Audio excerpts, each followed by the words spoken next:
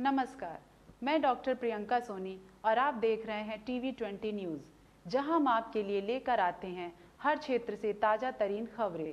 अब एक नज़र खबरों की तरफ। अम्बेडकर नगर जिले के अकबरपुर कोतवाली क्षेत्र के राजेपुर धावा के रुकनुद्दीनपुर निवासी 55 वर्षीय मनसाराम की अनियंत्रित ट्रक की चपेट में आने से दर्दनाक मौत हो गई। मृतक मनसाराम सड़क पर बने स्थित अपने आवास के सामने बैठे हुए थे कि अचानक आई एक अनियंत्रित ट्रक ने रौंद दिया, जिससे मृत की मौके पर ही दर्दनाक मौत हो गई। वहीं मौके पर मौजूद स्थानीय लोगों ने आक्रोशित होकर नशे की हालत में धुत ट्रक चालक की जमकर पिटाई की। सूचना पर पहुंची पुलिस ने शव को कब्जे में लेकर पोस्टमार्टम के लिए भेज दिया है और आरोपी ट्रक व ड्राइवर को कब्जे में लेकर कानूनी कार्रवाई में जुट गई है। जिलाधिकारी राजेश कुमार की अध्यक्षता में जीजीआईसी आजमगढ़ में स्थापित कोविड-19 integrated command and control centre में कोविड-19 की समीक्षा बैठक संपन्न हुई। जिलाधिकारी ने कहा कि कोरोना का संक्रमण अब वापस बढ़ रहा है। गैर प्रांत महाराष्ट्र, पंजाब, गुजरात, दिल्ली से जो लोग आ रहे हैं, उसमें से कुछ लोगों में कोरोना संक्रमण की पुष्टि हुई है। उन्होंने व्यापारिक संगठनों, अस्पतालों, सिनेमाघरों, सरकारी कार्यालयों को निर्देश दिए कि चिन्हित स्थानों पर पब्लिक एड्रेस सिस्टम लगाकर कोरोना का प्रचार प्रसार कराया जाए। दुकानों पर मास्क और सैनिटाइजर रखना सुनिश्चित करें। जिलाधिकारी ने आम जनमानस से अपील किया कि जब भी घर से बाहर निकलें, मास्क लगाकर निकलें और सैनिटाइजर अपने साथ में अवश्य रखें। जिलाधिकारी ने समस्त एसडीएम सीओ को निर्देश दिए कि अपने संबंधित तहसीलों में व्यापारिक वर्ग, सरकारी कार्यालय एवं अस्पतालों के डॉक्टरों के साथ बैठक कर कोविड-19 के गाइडलाइन का अनुपालन करें। जिलाधिकारी ने बताया कि कोविड कंट्रोल रूम में टोल फ्री नंबर 180088967334 स्थापित किया गया है। इन नंबर पर कोई भी व्यक्ति संपर्क कर गैर प्रांतों से आने वाले व्यक्तियों की सूचना दे सकता है। इसके साथ ही लैंडलाइन नंबर 05462356039 व 356040, 356041 और 356044 पर भी संपर्क कर सूचना दे सकता है। जी सर, आज मीटिंग हुई थी सर, क्या हुआ है? Daily integrated control and command centre पे सुबह 10 बजे बैठक रखी गई है, जिसके तहत आज सभी विभागों के अधिकारीगण जिनको जिम्मेदारी कोविड में दी गई है सभी उपस्थित थे। आज जैसे कि आप देख रहे होंगे कोरोना का संक्रमण वापस बढ़ रहा है और ख़ास तौर से जो गैर प्रदेशों से जैसे महाराष्ट्र से, दिल्ली से, पंजाब और गुजरात वगैरह से लोग यहाँ पे आ रहे हैं, वो संक्रमण लेके आ रहे हैं। कल जो जैसे ट्रेन में हम देख रहे होंगे, ट्रेन से काफ़ी संक्रमित लोग काफ़ी लोगों को संक्रमण पुष्टि हुई है, संक्रमण की पुष्टि हुई है। तो मेरा आज यही फैसला लिया गया है कि सभी जो व्यापारिक संगठन हैं, हॉस्पिटल्स हैं और व्यावसायिक संगठन हैं, मॉल्स हैं, सिनेमाघर हैं या जहाँ सरकारी ऑफिसेज हैं, जहाँ भी भीड़ जाती है, उन सब में कोरोना का protocol, Covid help desk, public address system के माध्यम से उनको सूचित किया जाए, उनको अवेयर किया जाए और जो कोविड के प्रोटोकॉल्स थे जैसे कि मास्क लगाना, सभी ऑफिसों में, दुकानों में, सब जगह मास्क लगाना, सैनिटाइज़र रखना, इसकी व्यवस्था हर हाल में सुनिश्चित करेंगे। इसके लिए बैठक सभी तहसीलों पे एसडीएम सीओ साहिबान, सभी व्यापारिक संगठनों से, सभी जो हमारे डॉक्टर्स के एसोसिएशन है उनसे और सभी सरकारी दफ्तरों से बैठक करेंगे और ये चीज़ें 100% सुनिश्चित कराएंगे। पब्लिक एड्रेस सिस्टम सभी जगह सुनिश्चित करा दिया गया है, वो चालू हो रहा है और साथ में help desk, Covid help desk सभी सरकारी दफ्तरों में भी चालू करा दिया गया है। ये भी अनुरोध सभी व्यापारिक संगठनों से किया जाएगा कि अपने मार्केट में पब्लिक एड्रेस सिस्टम के माध्यम से सभी को अवेयर करें और संगठन के पदाधिकारी जो सभी व्यापारिक हैं उनके मार्केट में घूम के उन सबको फिर से पहले की तरह अवेयर करें, क्योंकि अगर हम संक्रमण को रोक पाए तो एक यही तरीका है कि मास्क हर हालत में लगाएं, सैनिटाइज अपने आप को रखें और साथ में अधिक से अधिक दूरी बनाए रखें और जो लोग संक्रमित की पुष्टि हुई है उनको होम क्वारंटाइन या होम आइसोलेशन में रखा जाए। तो यही तरीका है। पिछली बार भी हमने आजमगढ़ में इसी से हमारा जो आंकड़ा था काफ़ी कम रहा था, काफ़ी सफलता रही थी कंट्रोल करने में, तो इसी को दोबारा लागू करके हम इसको कंट्रोल करने की कोशिश कर रहे हैं और सभी नागरिकों से अनुरोध है कि कोविड के प्रोटोकॉल जैसे उन्होंने पहले संयम दिखाया था उसी तरह संयम अभी भी दिखाएं और मास्क जब भी घर से बाहर निकले, किसी अनजान वस्तु को छुएं तो सैनिटाइज अपने आप को जरूर करें, मास्क जरूर लगाएं और अनावश्यक बाहर ना घूमें। मेरा एक और अनुरोध है सबसे कि हमारा कंट्रोल रूम जो है integrated control and command centre का, उसका टोल फ्री नंबर है 1800-889-6734, मतलब 1800-889-6734। अगर आपके गांव में या क्षेत्र में आपके आसपास कोई बाहर से आया है अन्य प्रदेशों से और उसने कोविड का टेस्ट नहीं कराया है तो आप उसको सूचित करें कि हमारे पड़ोस में है, तो उसको संपर्क किया जाएगा और मोटिवेट करके उसका टेस्टिंग वगैरह की जाएगी। और मेरा सभी लोग जो लोग बाहर से आ रहे हैं, अन्य प्रदेशों से आ रहे हैं, उनसे उनके लिए अनिवार्य होगा कि वो निकटतम पीएचसी और सीएचसी पे जहाँ पे भी टेस्टिंग की व्यवस्था है, हर ब्लॉक में व्यवस्था है, डिस्ट्रिक्ट अस्पताल में व्यवस्था है और सीएचसी पीएचसी से व्यवस्था है, वहाँ पे जाके अपने सैंपल ज़रूर दें और अपने आपको कोविड है कि नहीं है इसकी जानकारी प्राप्त। बताओ कि सामुदायिक स्वास्थ्य केंद्र सैदपुर पर थाना वजीरगंज के पुलिसकर्मियों का कोविड-19 की वैक्सीन का टीकाकरण किया गया, जिसमें पुलिसकर्मियों की कोविड-19 वैक्सीन लगवाई गई और वैक्सीन लगने के 15 मिनट तक बिठाया गया। अभी तक सब पुलिसकर्मी ठीक हैं। कोविड-19 को लेकर मास्क बाद सोशल डिस्टेंस का विशेष ध्यान रखा गया। इसके साथ मौके पर स्वास्थ्य विभाग की टीम मौजूद रही। अभी तक जिन लोगों के कोविड-19 का टीका लगा है वह सब अभी तक ठीक है। सुप्रीम कोर्ट के वरिष्ठ अधिवक्ता डॉक्टर एपी सिंह ने उत्तर प्रदेश के पंचायती चुनाव को लेकर एक बड़ा बयान दिया है। उन्होंने कहा है कि सरकार 1995 की जनगणना के हिसाब से आरक्षण लागू कर रही है, तो ही उच्च न्यायालय 2015 को मानकर चुनाव की बात कर रही है। अब ये सभी याचिकाएं सुप्रीम कोर्ट में पहुंच गई हैं, जहां 26 मार्च को इन याचिकाओं पर सुप्रीम कोर्ट सुनवाई करेगा। उन्होंने पंचायत चुनाव के बड़े महत्व को दर्शाते हुए कहा कि राष्ट्रपिता महात्मा गांधी ने भी कहा था कि पंचायत चुनाव लोकतंत्र की मजबूत कड़ी है। श्री सिंह ने कहा कि जब जनगणना हुई ही नहीं तो फिर किस हिसाब से जाति के हिसाब से आरक्षण लागू किया जा रहा है। आइए सुनाते हैं कि पंचायत चुनाव को लेकर सुप्रीम कोर्ट के वरिष्ठ अधिवक्ता डॉक्टर एपी सिंह ने क्या कुछ कहा। पंचायत उत्तर प्रदेश के जो इलेक्शन का मामला है अब बहुत ही गंभीर और लोगों की भावनाओं से जुड़ा हुआ होता जा रहा है, क्योंकि उत्तर प्रदेश सरकार ने जो निर्णय लिया था, जो सूची जारी की थी, उस समय की स्थिति अलग थी। उसके बाद उत्तर प्रदेश के माननीय उच्च न्यायालय इलाहाबाद हाईकोर्ट ने एक याचिका पर जो निर्णय दिया उसने उन सबको पलट दिया। अब उसके आधार पर विषय ये आ रहा है कि कौन सी चीज मानी जाए। या तो सन 1995 की जनगणना के आधार पर जो सीटें निश्चित की गई थी, एससी, एसटी, ओबीसी और जनरल की बात कही गई थी। अब दूसरी बात आ रही कि 2015 के आधार को माना जाए, रैपिड को माना जाए, किस तरह किस बात को माना जाए। 95 को उत्तर प्रदेश सरकार मान रही है, 2015 को उत्तर प्रदेश राज्य के ही उच्च न्यायालय इलाहाबाद हाई कोर्ट मान रहा है और उसने उस निर्णय को पलट दिया।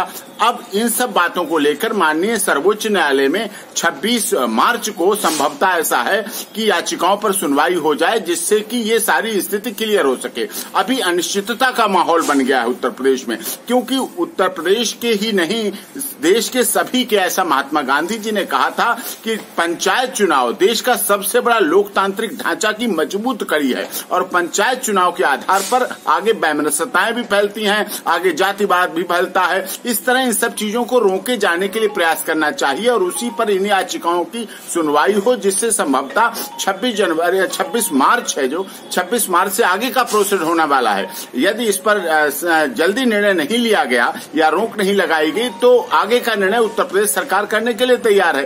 तो इस तरह से आगे प्रोसीड करने के लिए ऐसी आशा व्यक्त की जा रही है कि 26 तारीख को इन याचिकाओं पर जिनके आधार पर होगा उस पर सुनवाई होकर आगे पंचायत के निर्णय हो। और जब जनगणना हुई नहीं, विषय ये बहुत महत्वपूर्ण है, जब 1995 2015 जनगणना ही नहीं हुई है तो किसके आधार पर, जाति के आधार पर बांटा जा सकता है। जो 25 साल से थे जनरल वो उनको ओबीसी, इस तरह से बहुत भ्रांतियां पैदा हो गई और मैं समझता हूं इन सभी भ्रांतियों को देश की सबसे बड़ी अदालत सुप्रीम कोर्ट जल्द सुनवाई करके निर्णय करेगी, जिससे आगे फैसले, आगे निर्णय, आगे उसकी कंप्लायंस हो सके चुनाव की और चुनाव में कोई व्यवधान पैदा ना हो।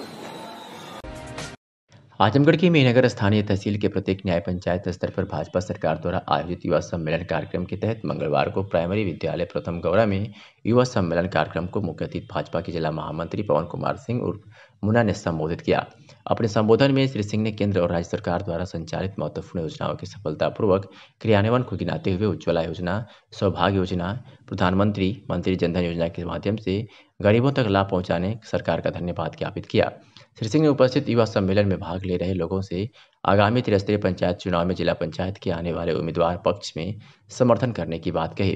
कार्यक्रम में मुख्य रूप से मंडल अध्यक्ष भाजपा कृष्ण बिहारी सिंह, ग्राम प्रधान अरुण सिंह, जयप्रकाश सिंह, ब्लॉक संयोजक त्रिस्तरीय पंचायत चुनाव जलभत सिंह, इंद्रासन सिंह सहित तमाम लोग उपस्थित रहे। पुलिस अधीक्षक सुधीर कुमार सिंह द्वारा जनपद में आगामी त्योहारों व चुनाव को देखते हुए लगातार चेकिंग अभियान चलाया जा रहा है। इसी क्रम में पुलिस अधीक्षक द्वारा कोतवाली टीम के साथ अकस्मात चेकिंग अभियान चलाया गया, जहां मॉडल शॉप पर कई गाड़ियां बिना कागजात के मिली, जिन्हें कब्जे में ले लिया गया। पुलिस अधीक्षक ने बताया कि मॉडल शॉप पर चेकिंग अभियान चलाया गया क्योंकि यहाँ अपराधी टाइप के लोग भी यहाँ आते हैं। उन्होंने कहा कि कानून व्यवस्था के खिलाफ कोई भी कार्य करते हुए पाया गया तो उसके खिलाफ कार्रवाई की जाएगी। उन्होंने भी कहा कि इस तरह का चेकिंग अभियान लगातार चलता रहेगा। मेरे द्वारा थाना कोतवाली आजमगढ़ के पुलिस बल के साथ मॉडल शॉप को चेक किया गया और उसका पर्पज़ ये था कि एक तो जो दुर्घटनाएं हो रही हैं, जो शराब पी के जो मौतें हो रही हैं, उसका कारण था। दूसरा, ऐसे स्थानों पर लोग जो असामाजिक तत्व हैं, अपराधी तत्व हैं, वो शराब पीने जाते हैं और उनकी वो वहाँ पर ना इकट्ठे हो पाए, वहाँ पर ना जमे, इसके लिए उसकी चेकिंग की गई थी। चेकिंग के दौरान कुछ बिना कागजों की मोटरसाइकिलें भी वहाँ उस दुकान के बाद मिली है, उन्हें लाकर सीज किया गया है और जो दुकान है, दुकान की चेक किया गया और बाकी सब लोगों को जमा तलाशी की गई। राजधानी लखनऊ के गांधी भवन सभागार में भारतीय तैलिक साहू राठौर महासभा उत्तर प्रदेश की प्रदेश कार्यकारिणी का गठन हुआ। संगठन के राष्ट्रीय संस्थापक अध्यक्ष रामनारायण साहू पूर्व सांसद ने सर्वसम्मति से मनोनीत किया, तत्कालीन प्रदेश अध्यक्ष संगमलाल गुप्ता सांसद को प्रोन्नति कर संगठन का राष्ट्रीय कार्यवाहक अध्यक्ष व महिला प्रदेश अध्यक्ष विजयलक्ष्मी साहू को पदोन्नति पर कर राष्ट्रीय महिला कार्यवाहक अध्यक्ष मनोनीत किया। संगठन में गाजीपुर निवासी ओम प्रकाश गुप्ता को प्रदेश अध्यक्ष, लखनऊ निवासी रामशंकर साहू को युवा प्रदेश अध्यक्ष व प्रयागराज निवासी डॉक्टर नीता साहू को महिला प्रदेश अध्यक्ष मनोनीत किया गया। प्रदेश अध्यक्ष ओम प्रकाश गुप्ता ने बताया कि जब तक तैलिक समाज की भागीदारी को सुनिश्चित नहीं किया जाएगा, तब तक हम आंदोलन करते रहेंगे। मैं अरविंद गांधी, राष्ट्रीय कार्यवाहक अध्यक्ष भारतीय तैलिक साहू राठौर महासभा नई दिल्ली। आज उत्तर प्रदेश की बैठक है और इस बैठक में प्रदेश अध्यक्ष का जो है चुनाव होना था और आप ओम प्रकाश गुप्ता जी है अब नवनियुक्त हमारे प्रदेश अध्यक्ष है। महिला अध्यक्ष डॉक्टर नीता साहू जी चुनी गई हैं। युवा अध्यक्ष हमारे जो है रामाशंकर साहू जी हुए हैं और महिला प्रभारी जो है अर्चना साहू जी है। और इसके साथ हमारे प्रमुख महामंत्री उत्तर प्रदेश के आनंद नारायण साहू हैं, पवन गुप्ता जी हैं, तमाम लोग हैं, इनका आज मनोनयन हुआ है। और नए ऊर्जा के साथ, नए सोच के साथ आप देख रहे हैं कि सब नौजवानों को ही चुना गया। हमारा मिशन है कि पूरे उत्तर प्रदेश में जो 75 जनपद हैं, वहाँ जहाँ गांव-गांव में तेली समाज रहता है, उन तक संगठन की पहुँच हो। और हम जो है 2021 में इस पंचायती राज चुनाव के बाद एक भव्य रैली करेंगे और उसमें जो है विधानसभा का चुनाव जो 22 का होगा, उसके पहले हम अपना प्रदर्शन करके शक्ति को दिखाएंगे राजनीतिक दलों को, और जो हमको अधिक भागीदारी देगा तेली समाज उसी का समर्थन करेगा। ये इस सोच के साथ हम काम कर रहे हैं। इस संगठन में हम लोग आज लगभग 25 साल से जुड़े हुए हम लोग हिंदुस्तान में तमाम संगठन चलते हैं, लेकिन सबसे पुराना और सबसे लगातार हर मासिक बैठक होने वाला ये पहला संगठन है। संगठन तो बहुत हैं, लेकिन इस संगठन के माध्यम से हम लोगों ने बहुत कुछ पाया है। हमारे बहुत लोग आगे बढ़े, विधायक सांसद तक हुए और हमारी बहुत कुछ अभी पाना बाकी भी है। जो हमारे आदरणीय बाबूजी के अस्वस्थ होने के कारण, चूंकि उम्र काफ़ी हो गई है, उनका एक सपना था कि हम लोग बहुत पहले 94 में रैली हुई, हमारे यहाँ 5 टिकट भी मिला था, सांसद भी हुए, लेकिन कुछ परिस्थितियाँ आई, उस तरह के हम लोग को अपने प्रदर्शित नहीं कर पाए। कहीं ना कहीं ये संगठन बहुत बड़ा जागरूकता है, इसमें ऐसा नहीं है कि जागरूक नहीं है, लेकिन वह उस उद्देश्य की पूर्ति में कुछ कमी रह गई, जिसको हम लोग चाहेंगे कि नौजवान आज भाई तमाम हम लोग एक साथ। सर, जिस तरीके से हिस्सेदारी मिलनी चाहिए थी उस तरीके से क्या मिली? जी बिल्कुल नहीं मिली, वही तो लड़ाई है। जिस तरीका से नहीं, किसी तरीके से नहीं मिली जो हम लोगों की होनी चाहिए। हम लोग हाशिए पर है, परसेंटेज भी नहीं है, आंशिक भी नहीं है। सर, लेकिन अपने समाज से क्या अपील करना चाहेंगे, किस तरीके से? नहीं, अपील हम ये करना चाहेंगे कि ये समाज लगभग 18% लगभग है जहां तहां। उत्तर प्रदेश के 40 विधानसभाओं में हम 40% से ज्यादा हमारी आबादी है और बावजूद इसके हम मात्र 1-2 टिकट पर सिमटे हुए हैं। तो जब तक हमारी हिस्सेदारी सुनिश्चित नहीं हो जाती है, जब तक हम अपना हक अधिकार की लड़ाई नहीं पूरा कर पाते। रोटरी क्लब सामाजिक सेवा के लिए पूरे विश्व में जाना जाता है और रोटरी क्लब द्वारा आजमगढ़ में भी लगातार सामाजिक कार्य में बढ़ चढ़कर हिस्सा लिया जाता है। इसमें रोटरी क्लब की महिला शाखा भी शामिल रहती है। इसी क्रम में आज शहीद दिवस के अवसर पर रोटरी क्लब आजमगढ़ द्वारा कोविड सेल्फी पॉइंट मंडलीय जिला चिकित्सालय आजमगढ़ में लगाया गया, जहां पर आज लोग टीकाकरण के बाद सेल्फी लेते हुए दिखे। साथ में रोटरी क्लब के अध्यक्ष Satish Agarwal, Covid district coordinator RT Sudhir Agarwal, कोषाध्यक्ष चंदन अग्रवाल, आरटी रविशंकर प्रजापति, विजय खेतान ने टीकाकरण कराया और आम जनमानस से अपील की कि अधिक से अधिक संख्या में लोग टीकाकरण लगवाएं एवं सुरक्षित रहें। इस अवसर पर मुख्य चिकित्सा अधीक्षक डॉक्टर अनूप कुमार सिंह भी उपस्थित थे। आजमगढ़ में यूबीआई बैंक शाखा ने स्थानांतरित होने से नाराज व्यापारियों और खाताधारकों ने विरोध प्रदर्शन किया और आमरण अनशन व चक्का जाम करने की चेतावनी दी। आपको बता दें कि यूनियन बैंक की शाखा रौला जो 40 वर्षों से काम कर रही थी, उसे अचानक हटाकर मुख्य चौक के पास ले जाने की सूचना पर उपभोक्ताओं में जबरदस्त आक्रोश देखने को मिल रहा है। उपभोक्ता शाखा को भीड़ भाड़ वाली जगह पर जाने का विरोध कर रहे हैं और बैंक के उच्च अधिकारियों से मांग की है कि बैंक की शाखा ऐसी जगह खुले जहां वाहन पार्क करने की मुकम्मल व्यवस्था हो तथा जाम जैसी समस्या से निजात मिल सके। आइए सुनवाते हैं कि खाताधारक ने क्या कुछ कहा। भाई क्या मामला है, क्या मांग आप लोगों की? मामला ये है कि जहाँ ये बैंक मैनेजर अपने मर्जी से, ना कि यहाँ के कस्टमर के मर्जी से, अपने मर्जी से अपने मन चाहा बैंक ले जाके कंजेस्टेड जगह पे कर दिए, जहाँ जाके कस्टमर स्वयं खड़ा नहीं हो सकता। गाड़ी की क्या बात बताया जाए। क्या मांग रख रहे हैं? मांग यही है कि हमारा बैंक ऐसी जगह हो जहाँ गाड़ी और जहाँ आराम से कस्टमर खड़ा होकर अपना पैसा गिन ले और सुरक्षित रहे। मैनेजर से बात हुई है? मैनेजर से बात हुई। मैनेजर ने कहा कि बॉम्बे में तो थोड़ी जगह में रहता है, तो यहाँ अगर थोड़ी जगह में रहेगी तो क्या दिक्कत है। मैं कहा बॉम्बे और यहाँ की तुलना क्या है, यहाँ अशिक्षित लोग हैं, बॉम्बे में सारे लोग पढ़े लिखे हैं, अपने हिसाब से वो लोग कर लेते हैं। वहाँ तो बॉम्बे और यहाँ की तुलना अगर मैनेजर साहब करे तो गलत बात है। तो ब्रांच खोला जाए, एक ब्रांच बढ़ाया जाए या तो इस ब्रांच को यहाँ रखा जाए जाकि जगह में हम लोग सुरक्षित अपना लेन देन गाड़ी घोड़ा खड़ी कर दे। तो किसी अधिकारी के यहाँ ये पत्र दे रहे हैं? ये हम लोग हर जगह फैक्स कर रहे हैं, हर अधिकारी यहाँ सूचित कर रहे हैं सारे लोगों को। मतलब मैं इनके बड़े अधिकारी से लेकर छोटे सब जगह, और ये देखिए इसमें है ईमेल यही हुआ है, ईमेल कर चुके हैं। और अगर ऐसा नहीं होता है तो धरना प्रदर्शन भी किया जाएगा। जैसे हम लोग अगर ये बैंक नहीं हम लोगों का सुन रहा तो धरना करेंगे। धरना नहीं, मैं प्रभुदीन यादव आमरण अनशन पे भी बैठ सकता हूँ।